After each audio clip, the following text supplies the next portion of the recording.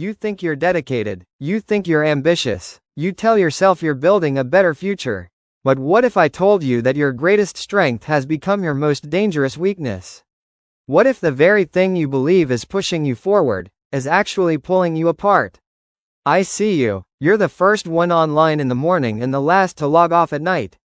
Your phone is an extension of your hand, buzzing with notifications long after the workday is supposed to be over. You wear your busyness like a badge of honor. You say you're grinding, you're on a mission.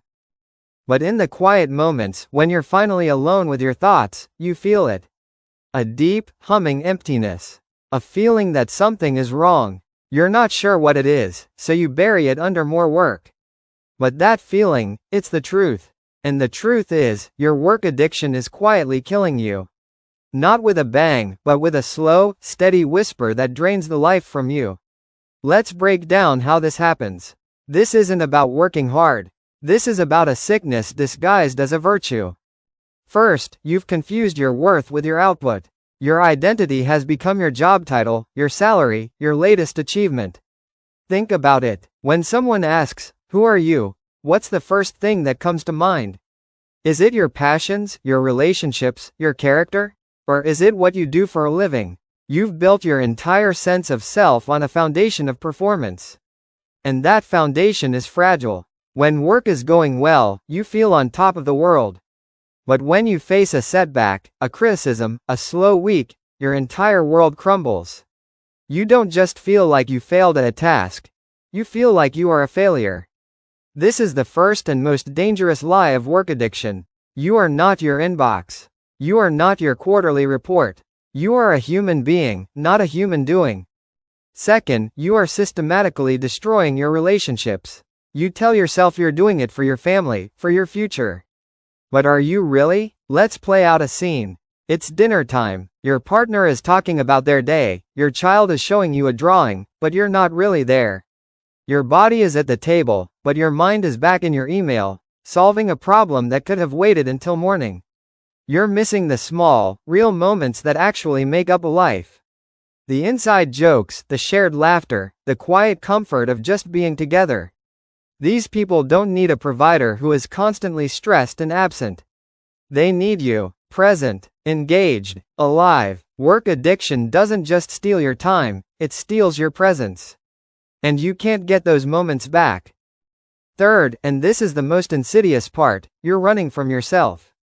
That constant busyness is a powerful drug. It's a distraction from the questions you're too afraid to ask. Am I happy? Is this the life I truly want? Who am I without the hustle?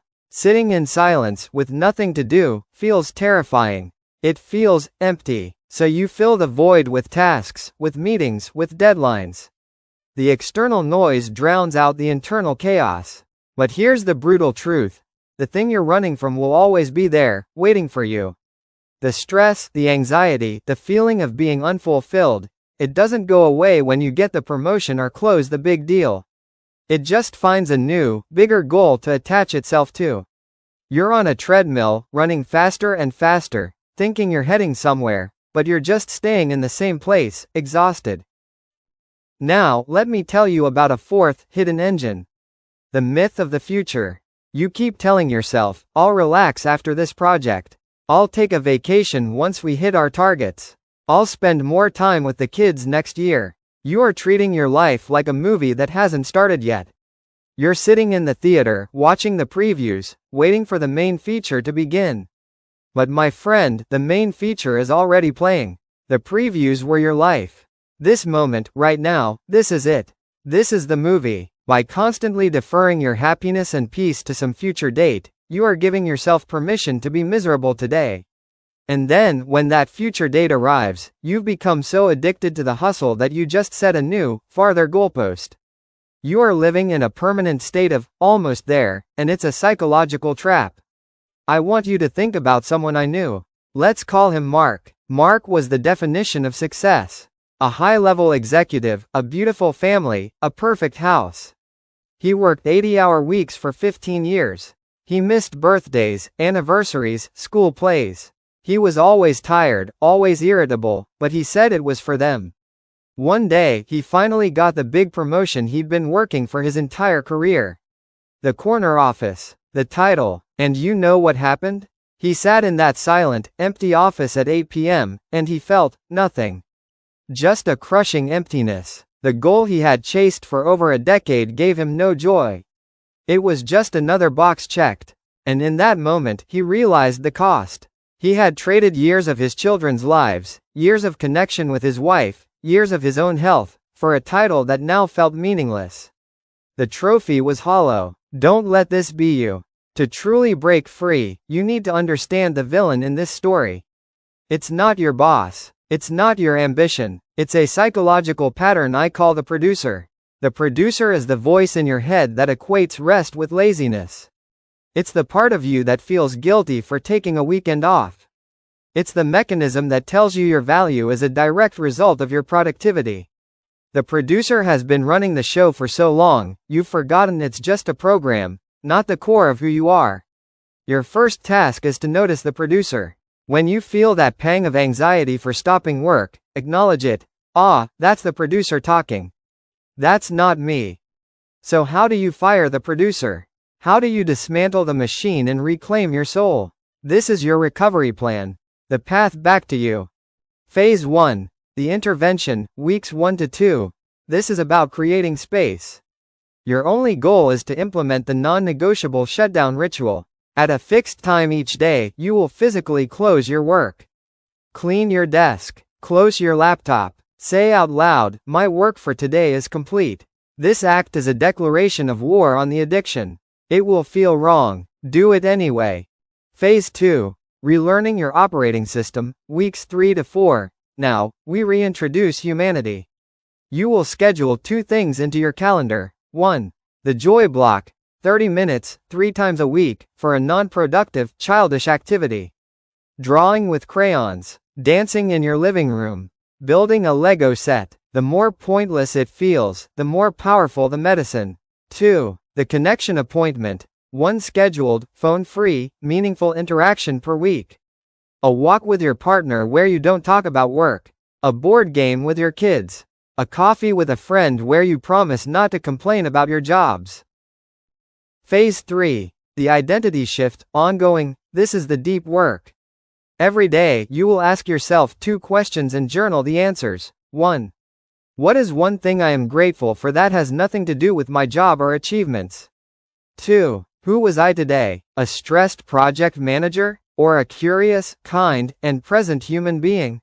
This practice slowly rewires your brain to source your identity from who you are, not what you do. Your life is not a dress rehearsal.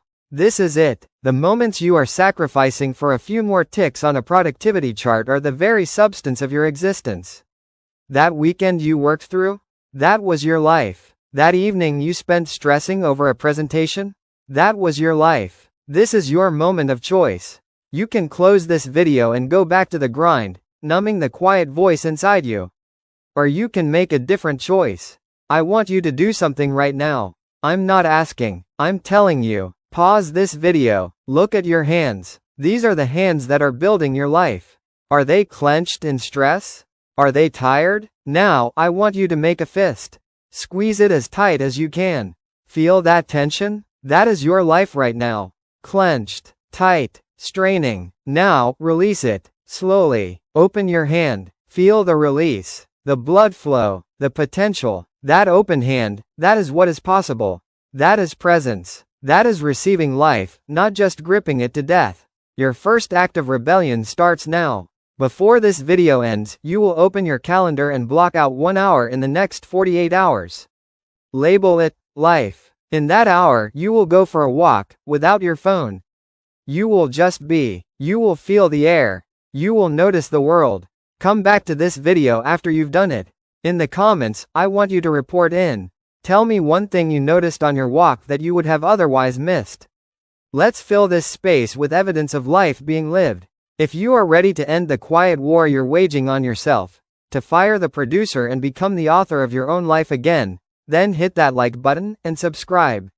We are not just a channel, we are a recovery group for high achievers who have lost their way. This is your intervention. Your future self, the one that is alive, present, and truly free, is waiting for you to answer the call. Let's begin.